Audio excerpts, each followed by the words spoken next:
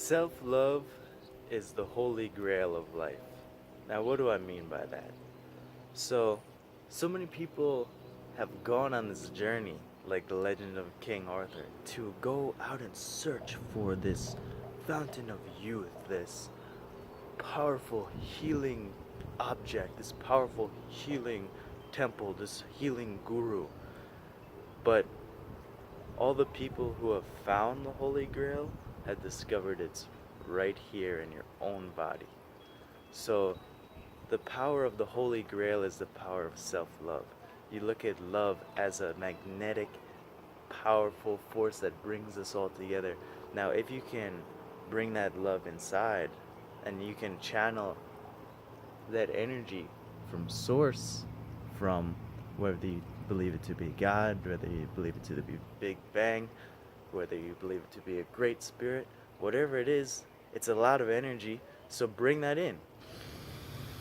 Breathe that in, visualize that coming in, and feel it for yourself. Give yourself permission to feel powerful and strong and happy and joyous and all these things that you've been striving for and looking for in your life. Filling up your own body, your own holy grail, your own golden bejeweled chalice is already right here in your physical body. And in a meditative practice, you can even do what I lead in my meditation classes, visualizing your pelvis as this beautiful physical cup, this beautiful chalice, whether it's gold, silver, platinum, adamantium, whether it's bejeweled with crystals or whatever it looks like, even if it's a plain glass cup. Visualizing your pelvis as that holy grail that so many people have been looking for, that you have been looking for, and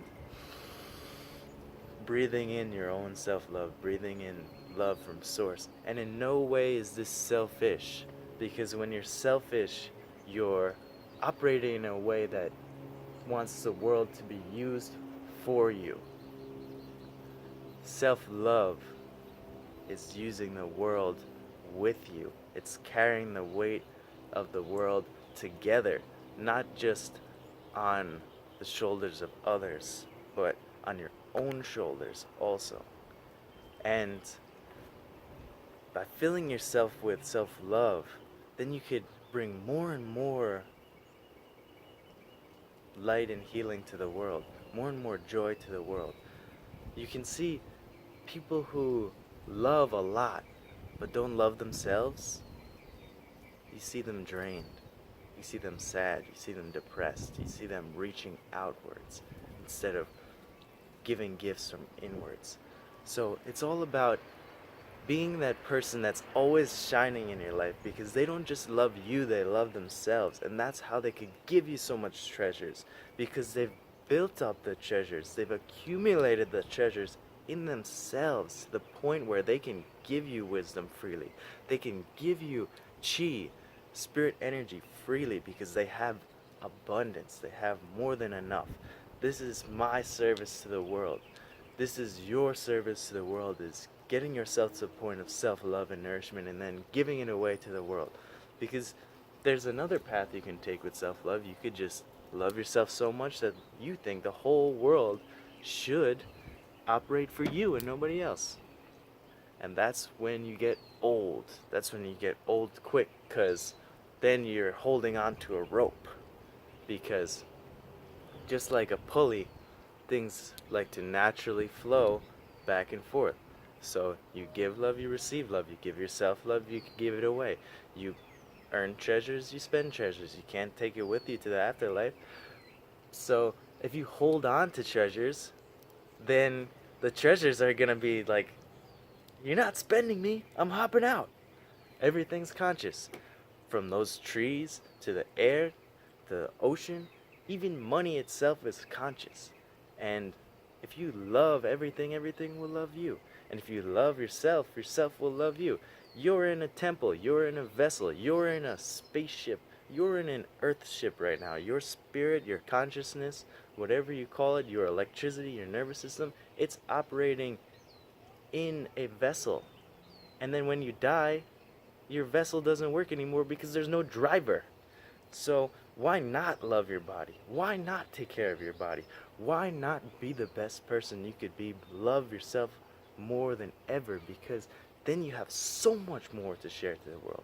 You really have so much more to share to the world because you're operating on a level of abundance and you're operating on a level of unlimited energy. You're not operating anymore on reserves. You're not waking up and dragging yourself to work. You're waking every day and doing your self-care. You're making yourself a meal like you would a loved one you're trying to impress. Then you work out like you're trying to impress someone else. But all of this for yourself, so you could bring that energy, you could bring that wisdom, you could bring that love and light to the world. And the other thing about self-love is you allow yourself to experience this world in the way you wanted to come here to experience. Most of us came here as either learners, teachers, or I guess observers counts as both. But everybody's here to learn and love and teach on this living library called Earth. So some of us may be teachers of love, but there's some that are teachers of hate. And you have to understand that everybody's playing their role. That person who beat you up in school, that person who did whatever to you, was teaching you a lesson. And the same thing, that best friend that's always been there for you, that's always loved you, that's always taken care of you, that's always got your back, they taught you lessons too. Everything is a mutual lesson experience. So to be a great teacher, you have to have that inner energy, you have to have that inner worth to bring to the world, because then you have the ability to become a filter for your own powerful wisdom and your own powerful energy and archetype. Like all the great gurus and teachers of the past, they had a certain filter through which source passed through. They had a certain filter through which powerful spirit energy flowed through, the energy of nature. And that's what makes it all beautiful. Even in the ego, even in the blending of your archetype with the higher self, with the unified self, you can bring your version of the world into the world. You can begin to build and align people with your personal gift, your personal treasure to give. But you have to accumulate and build those treasures first.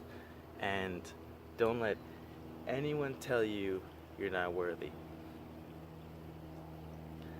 Now, people will eventually and inevitably say this to you. They'll say, you're no superhero. They'll say, you're no guru. They'll say, you're no Buddha. They'll say, you're no healer. But why would you listen to them? Really, why would you listen to them? Would listening to them make you a better person? Hell no. Would listening to your friends and family who love you and give you encouragement make you a better person? Heaven, yeah. So it's all about that filter. So what are you allowing to become a part of yourself? Because from an Eastern philosophical point of view, from a Chinese point of view, from a Qigong perspective, you're a conglomeration of energy. Eventually science will catch up to this, but you're a conglomeration of your experience, of the spirit energy that you've accumulated and shared with the world. So you also have the special choice and blessing and great gift to choose what becomes a part of you. Do you let the words of hate become a part of you, or do you let the words of love become a part of you? Do you let the words of pushing down become a part of you, or do you let the words of upliftment become a part of you? Take special care of what you allow into your own emotional body, because that's what you're becoming. People have all gone through traumas. That's all behind our hidden masks. The greatest Buddhas and gurus, they have hidden masks They done messed up stuff. I've done messed up stuff. You've done messed up stuff. And there's different levels of messed up. I haven't done messed up stuff like some people. Dang, like you, some people really messed up. But you really can't get sidetracked. You can't allow someone's negativity or even your own negativity to take you off your goals. Get on that track to enlightenment. Get on that track upwards. Get on that track where you need to go.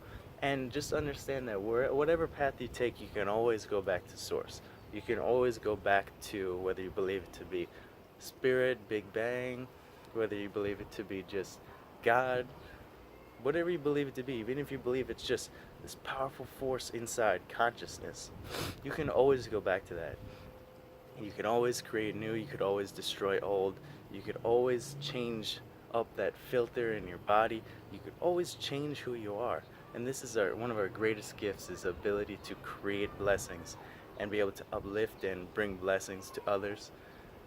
But also the great decision factor that there's so many portals we can walk into, so many doors that we can open, so many keys that we can find in this world.